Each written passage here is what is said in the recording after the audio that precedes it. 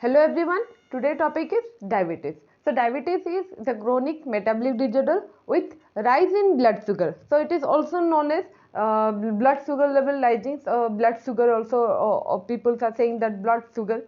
So why the blood sugar increases, we will see in this video. So the hyperglycemia is the conditions that is called the rise in blood sugar, that is 180 mg per dl, or maybe it is 200 mg per dl. That is the concentration of the blood, that is the concentration of the glucose that present in the blood. That condition is called hyperglycemia. So we will discuss how the glucose level rises in our body. Okay, so diabetes, this is before going to the topic, we have to give a look on the digestive part of our body. So the food that we eat day to day life, whatever the food we are eating, that contain carbohydrates, protein and fats. So these are the complex form of the food, and this food was digested or metabolized by the stomach, and the stomach that secrete hydrochloric acids and other enzymes that are present in the digestive tract that break down the food and makes the food from the complex to simplest form of the simplest structure of the nutrient form.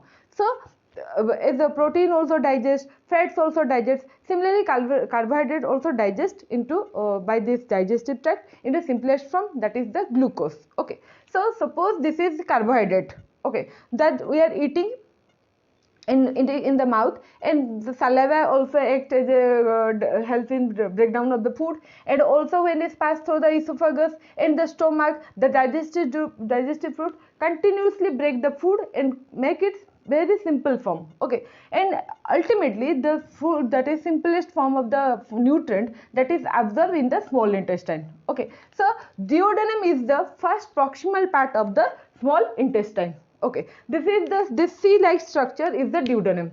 Okay, and the position of the duodenum is that is it is a part of the stomach, and also it is below to it there is a pancreas. This is the pancreas, and over to the stomach, that is the liver. Okay, so duodenum is the place where the pancreatic juice is secreted, and the bile, gallbladder that secrete bile directly into the duodenum. Okay, so the duodenum, here the food break into simplest form, and ultimately that is absorbed in the blood vessel. See, this is the blood vessels, and the blood vessels that's carry, once it is digested, the sugar molecule now present in the blood vessel. I have given blue color to know about, that is the glucose molecule. So the glucose is now present in the blood vessels. Okay, through the blood vessel it moves throughout the body. If we move to the brain, okay, so brain is very fond of glucose. Brain need always glucose during daytime and nighttime. So throughout the day the brain is working, so the glucose is required, very much required to the brain. So when the glucose reach blood, move to the brain, so brain give a signal. Okay, he give signal to where?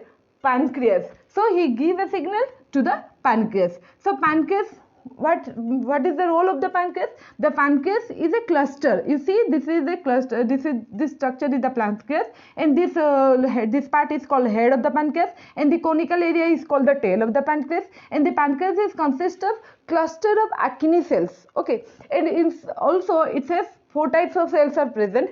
The alpha cells are present, beta cells are present, delta cell is present, and PP cells are present. So the beta cells, particularly the beta cells of the pancreas, that secrete the insulin, the essential hormone that regulate the blood sugar level. So when the signal that is came from the brain, that the blood vessels carrying lots of glucose molecule, then the signal came to the pancreas, and the pancreas stimulate his beta cells, okay, to secrete insulin. Okay, now the insulin, when the insulin, the beta cells release insulin, then the insulin now come to the blood vessels. So when the blood vessels, and this help in absorptions of the glucose. The glucose is absorbed by the help of insulin into the cell. Okay, later we discuss how the glucose help in absorptions of the blood cell. So when the insulins are present in the, when insulin is released from the pancreas, so the glucose level gradually decreases. Okay, so in this way, what the blood sugar level is maintained in our body. So the insulin, next we discuss how the insulin is help in absorption of the sugar in the blood, in the cells. Okay, our body is made of lots of cell.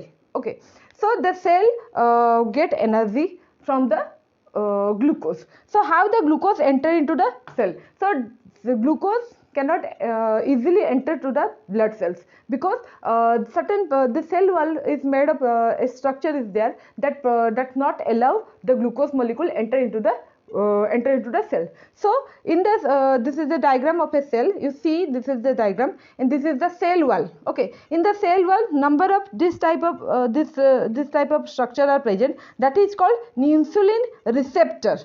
Okay, so what is the role in insulin receptor? And also there is a glucose channel is there present in the cell wall of the cell membrane of the cell. So when the insulin released from the pancreas, beta cell of the pancreas, okay, that moves through the blood, comes to the cell, so the receptor. So insulin now insulin is play the real role of a key. So the insulin I have structure like keys like structure. The insulin now attached to the receptor. Okay, if the insulin attached to the receptor, then the glucose channel will be open. Here it is closed. When it is attached to the, here the insulin is attached to the receptor, now the canal is open. Okay, and the glucose molecule that enter into the cell. And when the glucose molecule enter into the cell, that break down into ATP form, that is the source of energy. Okay, so in this way insulin helps or regulate the glucose and maintain the level the homeostasis in the cell and also in the blood. So if the glucose receptor is not available or inactive, then this insulin cannot allow the cell wall cannot allow the glucose to enter into the shell. So the glucose molecule are not hugely present in the blood vessels, because they are not entering into the cell. So lots of glucose molecule are present in the blood vessels. So that leads to rise in blood sugar level, that is called hyperglycemia. And insulin has another functions, that when the glucose molecule the required amount of the glucose that is into the cell, the excess amount of glucose, if there is excess amount of glucose in the blood vessels, so the insulin, what is the role? He convert the glucose molecule into glycogen. Okay, so glucose in the presence of insulin is converted into glycogen. So glycogen is stored in the liver. Okay, some of the fatty adipose tissues are there. There also it is stored, but mostly the glucose is stored in the glycogen form in the liver. So liver is called the bank of the glucose. Okay, so during when we are starving, suppose we are not eating in the night time, so that is the 8 to 6 hours we are not eating anything, and when we are fasting, starvation is there, in that case our body need energy. So how he get the energy? So this glucose molecule again break down, the glycogen molecule again break down and release what? Glucose. But that is the breakdown of the glycogen to glucose is done by another hormone, that is called glucagon, and that is present on the alpha cell of the pancreas.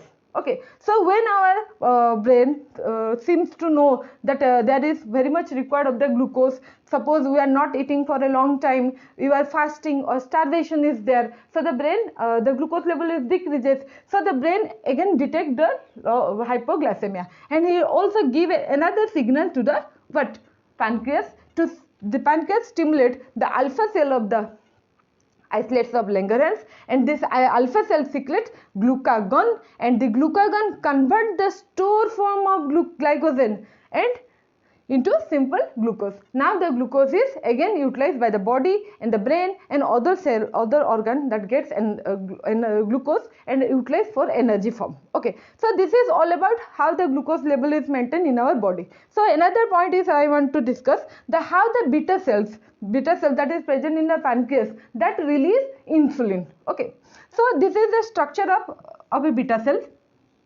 Okay, same like the cell structure of the cell, but one thing is that in the beta cell there is in the cell membrane that is made of protein. Okay, and there is two channels are there. One is potassium channel, and another is glucose transmitter. So glucose transmitter is what? This is the transmitter, or that is the channel through which glucose directly enter into the cell. Here is in the cell we discussed, receptors are there, and that allow the glucose molecule to enter. But in the beta cells, or sometimes in the transportage 1, 2, 3, like this, 5 glucose transporters are there. But in the beta cell, the glucose transmitter that is present is glucose transporter 2. So it allows the glucose molecule into the cell. When this glucose molecule enter, its breakdown into G6-phosphate metabolism, that is glycolysis, means breakdown of the glucose into G6-phosphate form, and the G6-phosphate form and release the ATP, and this ATP is bound to the potassium, that is the potassium channel that is present in the cell. In all the times, normally the potassium channel is always open and the calcium channel is closed. Okay, when the ATP is released by the process of metabolism, the ATP is attached to the potassiums, and the potassiums want to move from the intracellular of the beta cell to the extracellular. Okay, so the potassium gradient is exist, so that's why the calcium ion that is present in extracellular, that move influx or move into the cell. What is the role of the calcium ion? The calcium ion stimulate the insulin vesicle. So the insulin is present in the vesicle, means just like a vesicle capsules, the capsule-like structure, and within the capsules the insulins are present. When the calcium channel ion enter into the insulin vesicles and propels the insulin vesicle toward the cell's wall. Okay, see the vesicle is present inside the cell. Now it is moved to the cell wall, means towards outsides, and when it's come to the cell wall, by the process of exocytosis, the insulin molecules present inside the vesicle that release into the bloodstream. Okay, so now this process, now releases insulin is free, now it is moved to the blood vessels. Okay, again the insulin blood moved to the blood vessels, and the blood vessels that carry to the blood the insulin and glucose both into the cell. When it is insulin attached to the receptor, then the glucose molecule enter into the cell. So this is all about what? Glucose metabolism, how the glucose that is we are eating in the carbohydrate form, that is break down into simplest form, that is the glucose, and the glucose is entering into the body, and how it is utilized in the body, and it's by the process of glycolysis, the ATP, means the energy is released. So main focus is that how the body get energy from the glucose. Okay, so it is all about what? Metabolism of the glucose, or that is seen that if its disorder takes place in this carbohydrate metabolism, that cause a condition that is called diabetes. Okay, now it is understood about little more from this video we understood about how the glucose level increases. So the main point of the discussion is, if insulin is lack, means insulin supply is insufficient, if insulin is absent in the blood vessels, that makes to rise in glucose level. Otherwise insulin is present, but the receptor that attached, means the key which is fitted into the receptor which is fitted with the insulin, that if there is any problem, then the glucose molecule is not entering to the cell. Okay, on the basis of these two cause, the diabetes is divided into type 1 and type 2. So in type 1, see this picture, this is the pancreas. I have given a cross mark, means the pancreas is not supplying insulin to the cell. Okay, so now the pancreas, there is any defect in the pancreas, so he is unable or insufficient, or you say not supply insulin to the cell. That's why glucose level increases, glucose cannot enter into the cell and is present in the blood vessels, and that's caused the hyperglycemia, that is called type 1 diabetes. In type 2 diabetes, what's happened? The pancreas release insulin. See, the insulin, I have written insulin. Insulin is present, but the cell that attaching the molecule, that is a receptor is non-functional, but is not responding towards the insulin. So that's why the glucose cannot enter into the cell, and the glucose level is increases in the blood vessels. Okay, so that is called type 2 diabetes. So according to the dependency of the insulin, the type 1 is called insulin dependent diabetes mellitus, that is NIDDM, and also the type 2 is again divided non-insulin dependent diabetes mellitus. In the type 1 diabetes, it may be autoimmune disease, one of the autoimmune. Genetic effect is there, so the genetic factor also play a major role in type 1 diabetes.